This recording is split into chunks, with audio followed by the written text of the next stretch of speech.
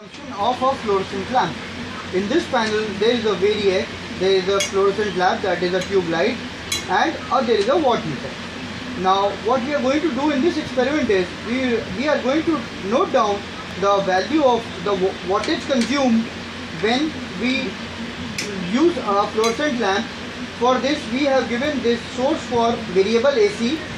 It will vary the input AC voltage from 0 to 230.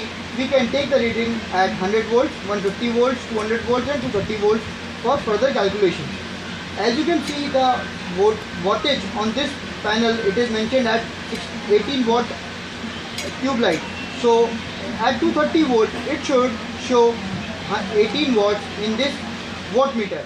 Now what we have to learn about this wattmeter is that there is a multiplying factor based on every wattmeter based on the settings that we have made. For example, we have connected these two terminals in parallel and we have taken the voltage at 300 volt.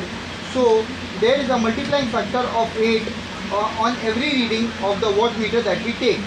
Now let me show you the experiment. Now this experiment, there are two experiments that can be done on the panel. One is with a lamp load, another is with a fluorescent tube light. Now I have connected the lamp load. As you can see, I am applying the AC. Based on that, the reading of wattmeter is changing.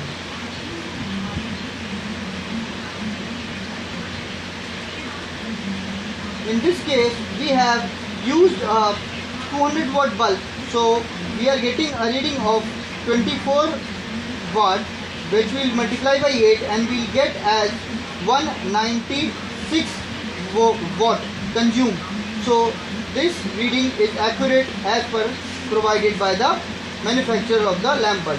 Similarly, we will repeat the experiment for a tube light.